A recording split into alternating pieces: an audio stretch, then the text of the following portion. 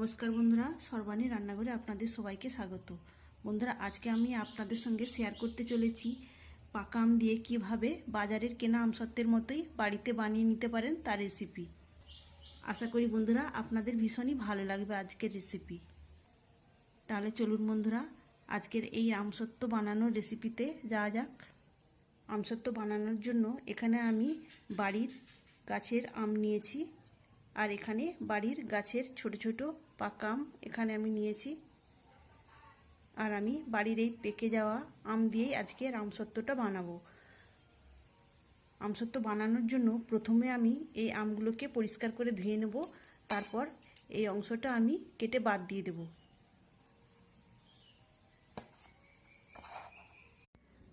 আমগুলো পরিষ্কার করে ধুয়ে সমস্ত আমের এই অংশটা কেটে বাদ দিয়ে দিয়েছি।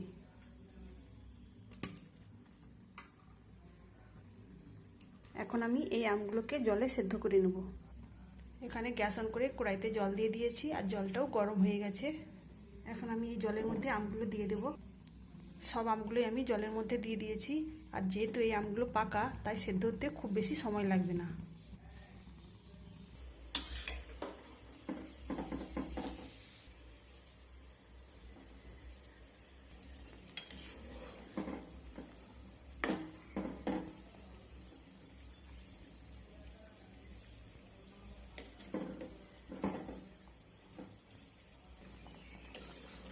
এখানে দেখুন বন্ধুরা, আমগুলো খুব সুন্দরভাবে সেদ্ধ হয়ে গেছে।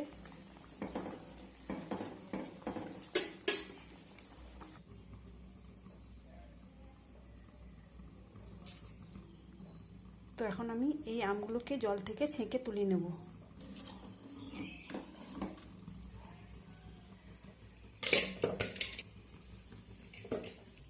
এখানে আমি সব আমগুলোকেই জল থেকে ছেঁকে তুলে নিয়েছি। এখন এই আমগুলোকে আমি ঠান্ডা করে নেব। আমগুলো সব ঠান্ডা হয়ে গিয়েছে। এখন আমি এক একটা আমকে এইভাবে খোসা ছাড়িয়ে নেব।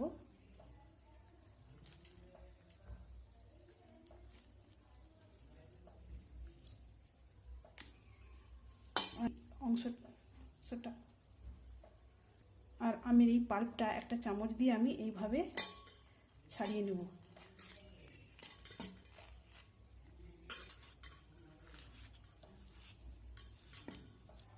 এখানে দেখুন বন্ধুরা, আমের পাল্পটা আটি থেকে কত সুন্দরভাবে বার করে নিয়েছি। এবার এই খোসার মধ্যেও যে পাল্পটা রয়েছে সেটাতেও আমি এইভাবে বার করে নেব।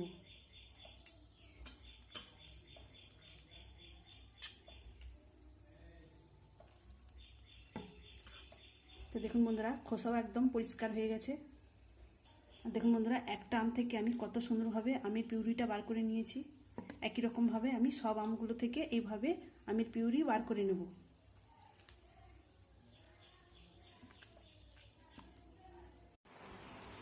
এখানে দেখুন বন্ধুরা, আমি সমস্ত আমের পাল্পটা সুন্দরভাবে বার করে নিয়েছি, আর এই আটি আর খোসাগুলো আমি ফেলে দেব। আমসত্ত্ব বানানোর জন্য আমি এখন এই আমের পাল্পটাকে ছেঁকে নেব। আমের পাল্পটা ছেঁকে নেওয়ার জন্য এরকম একটা আমি ছাঁকনি নিয়েছি। এবার এই ছাঁকনিতে আমি এই আমের পাল্প অল্প অল্প করে ঢেলে ছেঁকে নেব। তো এইভাবে ছেঁকে নিলে আমের যে একটা আঁশ থাকে সেটা এই ছাঁকনির উপরে রয়ে যাবে, আর একদম ফ্রেশ আমের পিউরিটা কড়ার মধ্যে চলে যাবে। তো ছাঁকনিতে এইভাবে পিউরিটা পার করে নিতে হবে, আর আঁশগুলো এইভাবে উপরে থেকে যাবে। দেখুন বন্ধুরা, এখানে কতটা আমের আঁশ বের হয়েছে। এটাকে আমি এখন তুলে রাখবো। আর দেখুন, এখানে একদম ফ্রেশ আমের পিউরি বের হয়েছে। একই রকমভাবে আমি বাকি আমের পাল্প থেকে ফ্রেশ পিউরি বার করে নেব। এখানে আমি সমস্ত আমের পিউরিটা ফ্রেশভাবে ছেঁকে নিয়েছি। এখন এটাকে আমি জাল করে নেব। সেই জন্য গ্যাস অন করে কড়াইটা বসিয়ে দিয়েছি। এখন আমি এর মধ্যে দিয়ে দেবো চিনি। তো আমি এই বাটির মাপে 1 বাটি চিনি দিলাম। এখন আমি এই চিনিটাকে এই আমের পিউরির সঙ্গে ভালো করে মিশিয়ে নেব। তো বন্ধুরা, আমি আমের পিউরির পরিমাপ অনুযায়ী চিনিটা দিলাম। আপনারা যে পরিমাণ আমসত্ত্ব বানাবেন আমের পিউরির পরিমাপ অনুযায়ী কম বেশি চিনির পরিমাণটা বাড়িয়ে কমিয়ে দেবেন। তো বন্ধুরা, এইভাবে যদি আপনারা বাড়ির আম বা বাজারের কেনা আম দিয়ে আমসত্ত্ব বেশি পরিমাণে বানিয়ে রাখেন তো 1 বছর আপনারা নিশ্চিন্তে খেতে পারবেন। আর বাজার থেকে বেশি দামে আমসত্ত্ব কিনে খেতে হবে না। এখন আমি এর মধ্যে দিয়ে দিচ্ছি পরিমাণ মতো লবণ। লবণটা দেওয়ার পরও আমি আবারও ভালো করে মিশিয়ে নেব।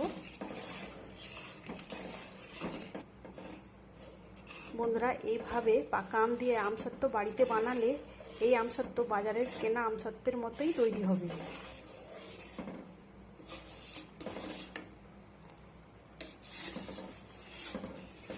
তো এইভাবে আমটা ফুটতে থাকবে আর অনবরত খুন্তি দিয়ে নাড়াচাড়া করতে হবে, তা নইলে কিন্তু নিচের তলাটা লেগে যেতে পারে, তখন কিন্তু খেতে ভালো লাগবে না,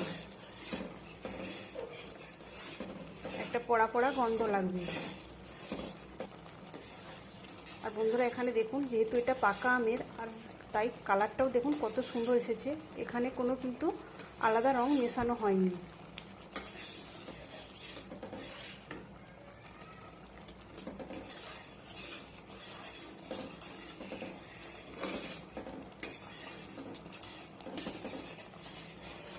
আর বেশি ফোটাবো না।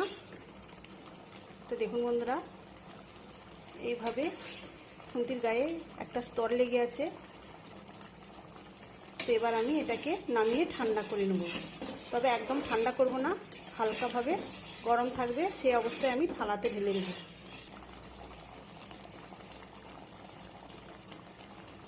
এখন আমি গ্যাসটাকে অফ করে দেব।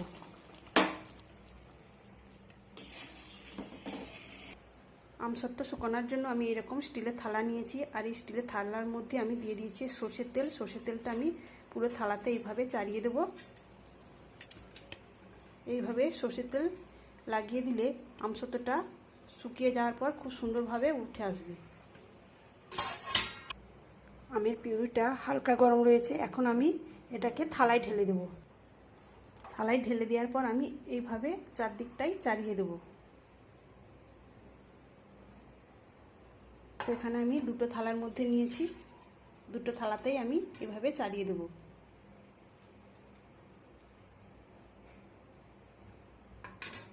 এখন আমি এই দুটো থালাতে শুকিয়ে নেব। ফিরে আসবো আমসত্ত্বগুলো শুকিয়ে নেওয়ার পর। এখানে দেখুন বন্ধুরা, আমসত্ত্বগুলো রোদে শুকিয়ে নেওয়ার পর দেখতে কতটা সুন্দর হয়েছে। আর এটাকে দেখে এখন মনেই হচ্ছে না যে এটা বাড়িতে বানানো। এখন আমি এই আমসত্ত্বগুলো থালা থেকে উঠিয়ে নেব। তো থালা থেকে উঠিয়ে নেওয়ার জন্য আমি ছুরি দিয়ে এইভাবে 4-5টা প্রথমে ছাড়িয়ে দিলাম। 4-5টা ছাড়িয়ে দেওয়ার পর দেখুন বন্ধুরা, এইভাবে আমি আমসত্ত্বটা তুলে নিলাম। তো দেখুন বন্ধুরা, কত সুন্দরভাবে আমসত্ত্বটা থালা থেকে উঠে এসেছে। এখন আমি এই আমসত্ত্বটা ছুরি দিয়ে এইভাবে লম্বা করে করে কেটে নেব। তো আমসত্ত্বটা আমি এইভাবে লম্বা করে কেটে নিয়েছি। এখন আমি এক একটা লম্বা অংশ এইভাবে গুটিয়ে নেব।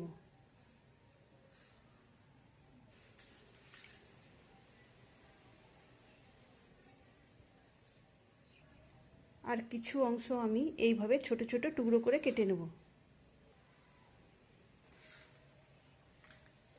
তো দেখুন বন্ধুরা, এইভাবে আমি ছোট টুকরো করে কেটে নিয়েছি। এখন আমি এই ছোট টুকরোগুলোকে এইভাবে একটার পর একটা রেখে দেব।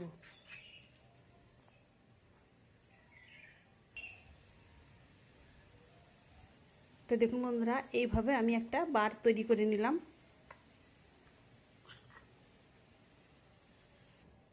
তো এই রকম অবস্থায় যদি প্লাস্টিক পেপারে প্যাকিং করে দেওয়া হয়, কেউ বুঝতেই পারবে না যে এটা তার বাড়িতে বানানো, ঠিক মনে হবে দোকানের কেনা।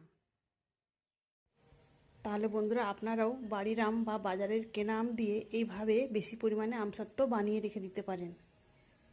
আর এইভাবে বেশি করে আমসত্ত্ব বানিয়ে রাখলে সারা বছর ইচ্ছা খুশি খেতে পারবেন। তাহলে বন্ধুরা, আজকে আমার পাকা আমের বানানো আমসত্ত্বের রেসিপি আপনাদের কেমন লাগলো অবশ্যই কমেন্ট করে জানাবেন। আর ভালো লাগলে একটা লাইক দেবেন, সেই সঙ্গে আমার চ্যানেলটিকে সাবস্ক্রাইব করে আমার পাশে থাকার অনুরোধ রইল। তাহলে বন্ধুরা, আজকের মতো আসি। সবাই ভালো থাকবেন, সুস্থ থাকবেন। ধন্যবাদ।